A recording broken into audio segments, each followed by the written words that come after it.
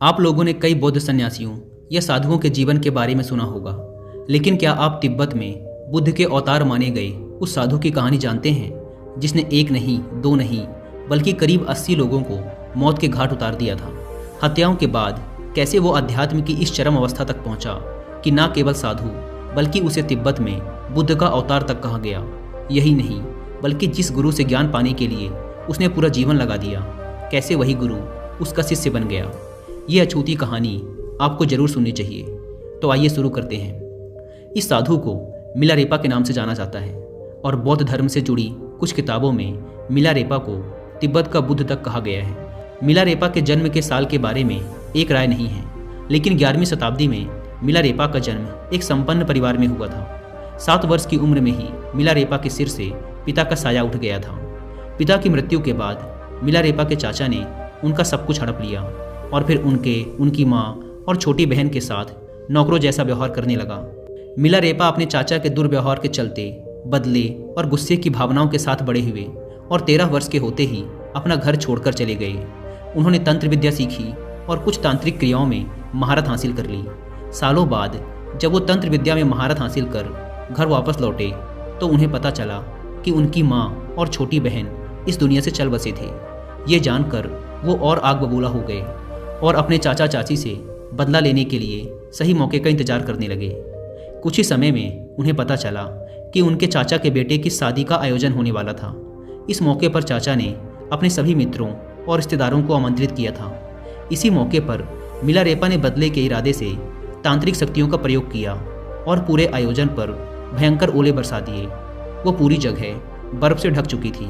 इन ओलों में दबकर 80 से 85 लोग मारे गए और मिलारेपा का बदला पूरा हुआ। हालांकि शुरू में अपना बदला लेकर मिलारेपा को बहुत खुशी हुई, लेकिन जल्द ही उन्हें अपनी करनी पर पछतावा होने लगा। अगर कोई संवेदनशील व्यक्ति किसी चीज़ का दुरुपयोग करता है तो कुछ समय बाद उसे अपने भीतर से ऐसा ही अपराध बोध महसूस होने लगता है। मिलारेपा को भी भीतर से किसी चीज़ ने बुरी तरह से झकझोर कर रख दिया था। तब उन्होंने निश्चय किया कि वो खुद को इस दोष से मुक्त करवाकर ही रहेंगे। उनके बदले का कारण चाहे भले ही कितना ही सही रहा हो, लेकिन उन्होंने जीवन के मूलभूत सिद्धांत का दुरुपयोग किया था। यही वजह थी कि वो अध्यात्म की शरण में जाना चाहते थे।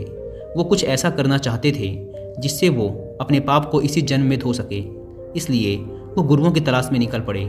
वो कई गुरुओं से मिले, लेकिन सभी गुरुओं ने ये स्वीकार कर लिया कि वो एक ही जन्म में उन्हें आत्मज्ञान दिलवाने में सक्षम नहीं है। उनका कहना था कि वो उन्हें ऐसा कुछ तो सिखा सकते हैं जो उनके आत्मज्ञान को बढ़ाए। इसके लिए उन्हें दया, कृपा और प्रेम की राह पर चलना होगा, जिससे वो धीरे धीरे हर जन्म के साथ बेहतर होते चले जाएंगे। लेकिन मिलारेपा को इन सबसे संतुष्टि नहीं मिल रही थी। दरअसल उनके भीतर अभी तक पश्चाताप और गुस्से की भावनाएं भरी पड़ी थी। अंत में एक व्यक्ति ने उन्हें मारपा के बारे में बताया कि वही उनकी मदद कर सकते हैं। मारपा के बारे में खास बात यह थी कि वह 3 बार भारत की यात्रा कर चुके थे। वह मशहूर गुरु नरोपा के शिष्य थे और उनसे वह कई तरह की शिक्षा, तांत्रिक विद्याओं, शास्त्रों आदि का लिखित ज्ञान लेकर उसका तिब्बत की भाषा में अनुवाद भी कर चुके थे। वह भारत के कई तांत्रिक मंत्रों का तिब्बती भाषा में अनुवाद कर चुके थे। यही वजह थी कि सभी उन्हें जानते थे और उनको अनुवादक कहते थे। आखिर इस तांत्रिक ज्ञान को भारत से तिब्बत ले जाने वाले भी वही थे। मिलारेपा उस शहर के पास पहुंचे जहां मारपा रहते थे। वहां उन्हें कुछ बच्चे मिले। मिलारेपा ने उनसे पूछा, अनुवादक मारपा कहाँ रहते हैं? एक बच्चे ने कहा, मेरे साथ आओ, मैं जानता हूँ कि वो कहाँ हैं। बच्चा उन्हें एक खेत में लेकर गया जहाँ मारपा जमीन जोत रहे थे। मिलारेपा को देखकर मारपा ने जमीन जोतना बंद कर दिया और उन्हें देसी बियर देते हुए कहा, इसे पी लो और फिर जमीन जोतने के काम में लग जाओ। मिलारेपा ने बियर पी और जमीन जोतने के काम में लग गए। कुछ देर बाद मारपा तो वहाँ से चले गए, लेकिन वह बच्चा वहीं खड़ा रहा। जब मिलारेपा ने जुताई का काम पूरा कर लिया तो वह वहीं एक तरफ हैरानी से भरे खड़े हो गए, क्योंकि उन्हें पता नहीं था कि अब करना क्या है। वह बच्चा उनके पास आया और बोला, अब तुम अंदर आ सकते हो। वह बच्चा उन्हें मारपा के घर में ले गया और तब उन्हें एहसास हुआ कि वह दरअसल मारपा का ही बेटा था। फिर मारपा ने मिलारेपा से कई तरह की शारीरिक गतिविधियां करवाई। कुछ देर बाद मिलारेपा ने झुककर मारपा से कहा, मैं आपसे धर्म की दीक्षा चाहता हूँ। मैं एक ऐसी प्रणाली, ऐसी क्रिया की तलाश में हूँ जो मुझे इसी जन्म में आत्मज्ञान दिलाए और जीवन के बंधन से मुक्त दिला दे। मैं अगले जन्म के फेर में नहीं पड़ना चाहता। मैं आपको अपना शरीर, अपना दिमाग और अपनी बोली सब कुछ अर्पण करता हूँ। कृपया मुझे खाना, कपड़े और ज्ञान दें। यह वाकई एक खूबसूरत बात मिलारेपा ने कही थी।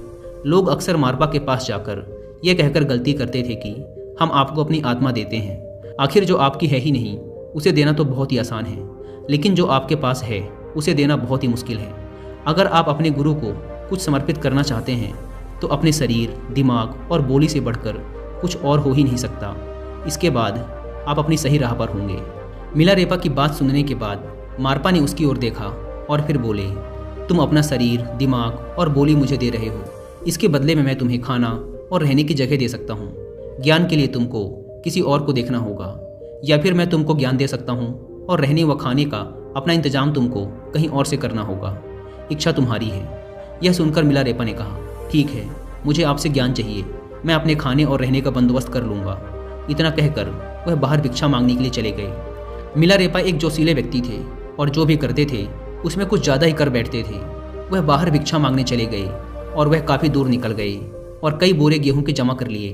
दरअसल वो एक ही बार में साल भर का गेहूं जमा कर लेना चाहते थे ताकि वह मारपा के साथ बैठकर धर्म और ज्ञान की बातें सीख सकें। उन्होंने बहुत सारा गेहूं जमा कर लिया, जिसमें से थोड़ा सा गेहूं बेचकर उन्होंने खाना बनाने के लिए पारंपरिक 4 मूठ वाला तांबे का एक बर्तन खरीदा, जो कि तिब्बत में बहुत प्रसिद्ध है। गेहूं से भरे बोझ के साथ वह मारपा के घर वापस आ गए और धड़ाम की आवाज़ के साथ उन्होंने गेहूं का बोरा नीचे रखा। जब मारपा ने यह आवाज़ सुनी तब वह दोपहर का खाना खा रहे थे। वो खाना खाते हुए बीच में से उठकर बाहर आए और बोले, लगता है कि तुम बेहद गुस्से में हो। इस गेहूं के बोरे और बर्तन की आवाज़ से तुमने पूरे घर को हिला दिया। लगता है अपने चाचा के घर की तरह तुम इस घर को भी बर्बाद कर दोगे। बस बहुत हो गया, अब निकल जाओ यहाँ से। लेकिन उससे पहले दोस्तों, अगर आप और भी ऐसी ऐतिहासिक कहानियाँ और किताबें पढ़ने के शौकीन हैं तो आप एक बहुत ही छोटी सी कीमत पे करके हजारों किताबें, सैकड़ों कोर्सेस और कहानियों को ऑडियो फॉर्मेट में सुन सकते हैं कुकू एफएम ऐप पर। कुकू एफएम इंडिया का leading and fastest growing audio book platform है, जहां पर आप रोज ₹1 से भी कम की कीमत पर इस प्लेटफॉर्म की वास्ट लाइब्रेरी के एक्सेस पा सकते हैं। यहाँ पर आपको हर फील्ड की किताबें और सैकड़ों कोर्सेस मिलते हैं, वो भी आपकी मनपसंद लैंग्वेज में। मैं आजकल कुकू एफएम पर एक बुक समरी सुन रहा हूँ जिसका नाम है Zen and the art of motorcycle maintenance. ये बुक समरी हमें सिखाती है कि बहुत से चैलेंजेस के बाद भी हम कैसे एक बैलेंस्ड एंड हैप्पी लाइफ जी सकते हैं। मैं आपको भी हाईली रिकमेंड करूंगा कि आप लोग एक बार इस बुक समरी को जरूर सुनें। नॉर्मली कुकू एफएम के 1 साल का सब्सक्रिप्शन पड़ता है ₹399 का, लेकिन यह पहले 250 लोगों को मिलेगा सिर्फ ₹199 में अगर आप यूज़ करते हैं कूपन कोड WI50। अगर आप इस ऐप को डाउनलोड करना चाहते हैं तो ऐप की link description and first comment पर मिल जाएगी। आइए अपनी कहानी पर वापस लौटते हैं। मारपा के मुंह से ऐसी बातें सुनने के बाद मिलारेपा गिड़गिड़ाते हुए बोले, आपने मुझसे अपना खाना लाने के लिए कहा था तो मैं ले आया, लेकिन यह बहुत भारी था, इसलिए रखते समय यह मुझसे संभल नहीं पाया और धम से बोरा नीचे आ गिरा। मारपा ने कहा, नहीं, तुम्हारे रखने का तरीका सही नहीं था। तुम खाने को इस तरह नहीं फेंक सकते। इन सभी बातों का हमेशा ध्यान रखा जाना चाहिए। 2 लोगों के बीच का फर्क इसी से समझ में आता है कि वह कैसे बैठते हैं, कैसे खड़े होते हैं, कैसे चीज़ों को रखते हैं और बातों को किस तरह से लेते हैं। इसलिए मारपा ने कहा, अब कुछ नहीं हो सकता। तुमने बोरे को ठीक तरीके से ना रखकर उसे फेंका है, इसलिए तुम्हें यहाँ से बाहर जाना पड़ेगा। तुम यहाँ के लिए ठीक नहीं हो। तुम बाहर रहकर ही काम करो, मेरे खेत की जुताई करो और मेरा घर साफ करो। कई सालों तक मिलारेपा यही काम करते रहे। वक्त के साथ दूसरे शिष्य आते रहे और उनको कई चीज़ें सीखने का मौका मिला, लेकिन मिलारेपा को ना तो कोई दीक्षा मिली और ना ही कोई सीख। वह सिर्फ खेत और घर में ही मेहनत करते रहे। 8 साल से भी ज़्यादा समय तक उन्होंने बिना कोई दीक्षा या सीख लिए वहाँ काम किया। बाकी सभी एक दिन के लिए वहाँ आते और कुछ न कुछ दीक्षा लेकर चले जाते, लेकिन उन्होंने मेहनत करते हुए बहुत लंबा इंतजार किया। एक दिन जब सत्संग चल रहा था तो वह चुपके से अंदर आकर सत्संग में बैठ गए। हालांकि उन्हें यहाँ आने की मनाही थी। मारपा वहाँ आंखें बंद करके बैठे हुए थे, इसलिए मिलारेपा को उम्मीद थी कि दूसरे छात्रों के साथ उनको भी कुछ दीक्षा मिल जाएगी। लेकिन बंद आंखों के साथ ही मारपा ने अपने लोगों को बुलाया और उनके साथ मिलकर मिलारेपा की पिटाई कर दी। उन्होंने उसे उठवाकर वहाँ से बाहर फेंकवा दिया। ऐसा बार बार होने लगा। मिलारेपा कुछ दिन या महीनों का इंतजार करते और जैसे ही सत्संग शुरू होने लगता वैसे ही वह चुपके से जाकर इस उम्मीद में वहाँ बैठ जाते कि इस बार तो उन्हें कुछ न कुछ सीखने को मिल ही जाएगा। इसी तरह 13 साल से ज़्यादा का वक्त बीत गया, लेकिन उन्हें कुछ भी हासिल नहीं हुआ। आखिर एक दिन उन्होंने मारपा की पत्नी दमेमा से याचना की। दमेमा मिलारेपा के प्रति एक माँ की तरह सहानुभूति रखती थी। उन्होंने कहा, आप मारपा से कहें कि वह मुझे कुछ सिखाएं। कोई एक शिक्षा, थोड़ा सा अध्यात्म। मैं कुछ भी नहीं जानता। मैं इतने सालों से यहाँ ऐसे ही बैठा हूँ। दमीमा मान गई और उसने अपने पति से अच्छे तालमेल के चलते इस बारे में बात की। तब मारपा ने कहा, ठीक है, लेकिन पहले उसको हमारे बेटे के लिए 3 कोनों वाला एक घर बनाना होगा और यह काम वह अकेला ही करेगा। मिलारेपा इस काम में अकेले ही जुट गए। वह दिन रात करके एक एक ईंट और एक एक पत्थर जोड़कर काम करते रहे। इस काम में उनके शरीर पर घाव हो गए। जिस लहूलुहान हालत में भी वह लगातार काम कर रहे थे, वह दमीमा से देखी नहीं गई। उसने मारपा से कहा, उसे थोड़ा आराम दो। मैं इतने सालों से उसे अपने घर में देखती आ रही हूँ और वह मेरे लिए मेरे बेटे की तरह हो चुका है। उसकी यह हालत मैं बर्दाश्त नहीं कर सकती। इस पर मारपा ने कहा, ठीक है, इसे 1 महीने आराम करने दो और जब यह ठीक हो जाए तो उसे दोबारा काम में लगा दो। दमीमा ने मिलारेपा का ध्यान रखना शुरू कर दिया। उसने उसे दवाइयाँ और खाना दिया और ठीक कर दिया। इसके बाद मिलारेपा दोबारा काम में जुट गए। घर बनाने में उन्हें 2 साल का वक्त लगा। जब यह पूरा हो गया तो मारपा ने उसे देखकर कहा कि मेरे बेटे के लिए 3 कोनों वाला घर सही नहीं रहेगा, इसलिए तुम 4 कोनों वाला घर बनाओ। मिलारेपा मान गए। वह बोले, ठीक है, मैं किसी भी तरीके से आपके बेटे के लिए घर बनाऊंगा, लेकिन कृपया आप मुझे कुछ दीक्षा तो दें। लेकिन मारपा ने ऐसा कुछ भी नहीं किया। वह हर नए आने वाले शिष्य को दीक्षा देते रहे, लेकिन मिलारेपा इंतजार करते रहे और इसी के साथ ही अपने काम में भी लगे रहे। सभी को लगता था कि मारपा अब मिलारेपा के साथ अन्याय कर रहे हैं, लेकिन लोग जितनी इस तरह की बातें करते, मारपा का मिलारेपा के साथ व्यवहार उतना ही क्रूर होता जाता। जब मिलारेपा ने 4 कोनों वाला घर बना लिया, तब मारपा ने कहा, यह अच्छा नहीं है, अब तुम 5 कोनों वाला घर बनाओ। इस तरह कई साल और बीत गए। मिलारेपा अकेले ही काम में जुटे रहे और उस जगह पर इमारतें बनाते रहे। इस बार काम खत्म हो जाने पर मारपा ने कहा, यह ठीक है, लेकिन अपने बेटे के घर के चारों कोनों पर मुझे 60 फीट ऊंचे बुर्ज चाहिए। इस पर मिलारेपा ने घर के चारों कोनों में 4 60 फुट ऊंचे बुर्ज भी बना दिए।